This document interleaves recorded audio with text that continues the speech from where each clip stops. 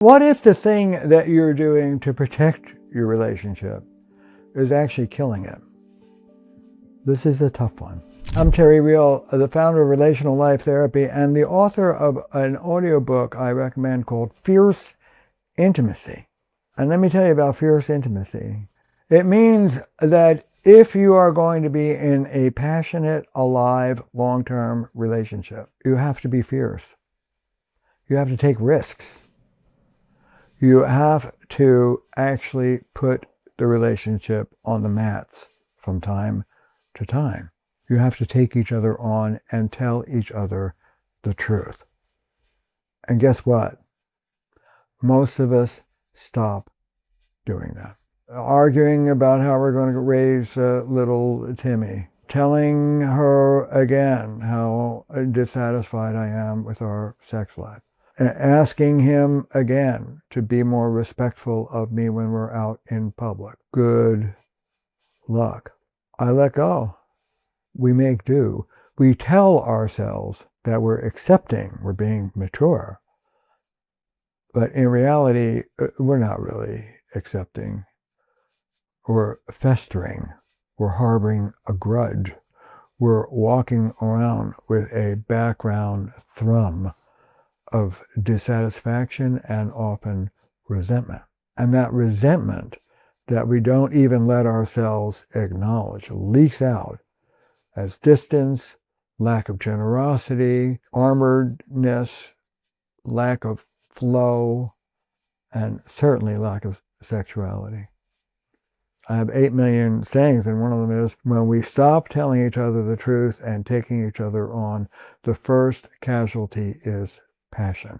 My friend Esther Perel talks about the drying up of erotic energy in a couple as being too familiar, too brotherly, sisterly. You need a little, juice, put on a costume, do a role play, and bring in whatever. All that's fine. I go in a different route. I actually think you're not familiar enough. You know that old thing, Breakfast at Tiffany's, Audrey Hepburn.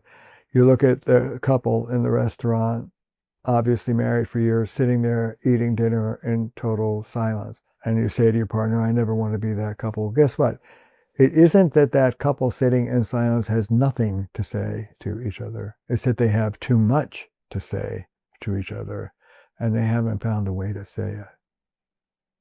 Lean in and deal. I've been a couples therapist heading toward 40 years. My specialty are couples on the brink that no one's been able to help. Every single one of them, I've seen every variation under the sun, but they all have one thing in common. They are missing a working mechanism of correction. Nothing gets better. Honey, don't scratch me here. That's not where I itch. Scratch me here. That's where the itch is. Oh, okay. That's a mechanism of correction. I can ask you to change, and you do, and I'm pleased. We work to be more pleasing to each other. That's functional. Here's what a lot of people look like. Honey, don't scratch me here, scratch me here. Here's where the issue is. Don't tell me what to do. Honey, don't scratch me here. Stop criticizing me. Honey, scratch me here. Why? What have you done for me lately? When we don't take each other on and tell ourselves we're settling and we're lying to ourselves, hurts never get fully resolved, and our union gets further and further away. I think one of the wisest quotes I've ever read was a journalist writing about his divorce, and I'll paraphrase, he said, it wasn't that anything major happened. No cheating, no addiction, no betrayals. It's just that after decades of unresolved grievances, our hurts accrued like barnacles till they were so big they dislodged the joints of our union. Our accrued hurts were so big they pulled apart the joints of our union. Not with a bang, but a whimper. We lose each other. To be fair, most of us stop trying to get through to each other because when we do, it doesn't go very well. It doesn't go very well because First order of business, you may not be trying to speak to your partner in as skillful a way as you can. This is where we come in. I can teach you better ways to say what you need to say. In our culture, most of us try and get more from our partners by complaining about what they're not giving us, by criticizing them, and as our therapist taught us, share our negative feelings about how miserable we are. Well, that's a terrible way to... No. Enough complaint, move directly to request. Enough negativity and criticism, move to positive. Honey, I love the way you ... It would work even better for me as a favor to me if you could ... Would you be willing to do that? Give it a try. How can I help you? Who sounds like that? We're a team. You love me, I love you. This could work better. That's wonderful that you're going to try, honey.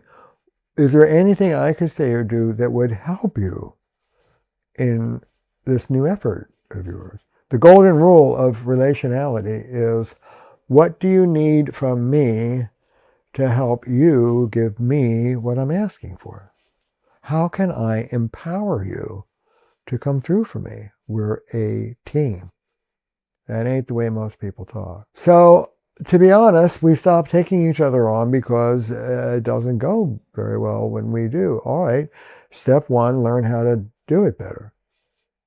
And if you're still not getting through to your partner, step two is to drag his butt or her butt or their butt into hopefully an RLT therapist who will be an ally. Lean into your partner and say, they're right, you're not listening. Let me help you with this. Not a neutral therapist. You have your issue. No, they're right.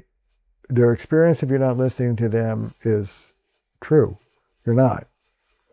Why? What's going on? If you're going to accept all the way down the line.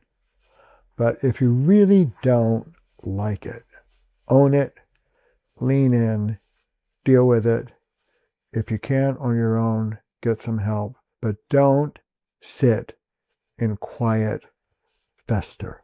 AA says harboring resentment is drinking poison and waiting for the other guy to die. There's very little resentment in my life. I've been at this for 30 years. Used to be a ton.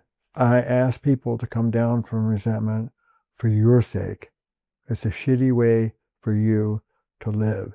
If something ain't right, deal with it. If you can't deal with it, learn how.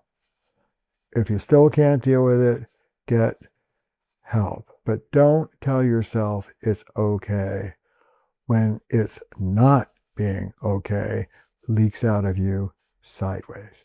Real intimacy means you're willing to risk it. No means no. If you don't stop doing this, we're in big trouble. Listen up.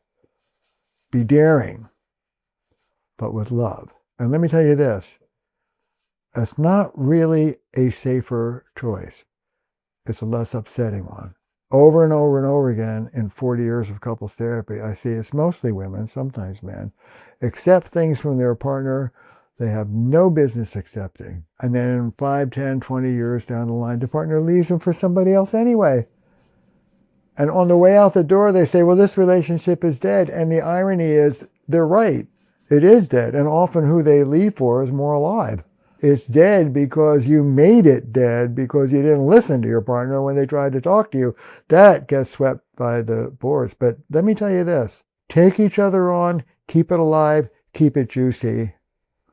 Keep the peace. Go along to get along. Fine. You won't be upset. But 5, 10 years from now, it's not a given that you'll still be with each other. Take some risks.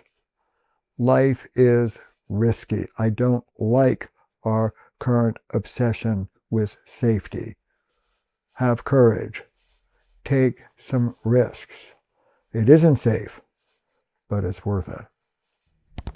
If you found this helpful, hit the button below to subscribe. There's plenty more where that came from.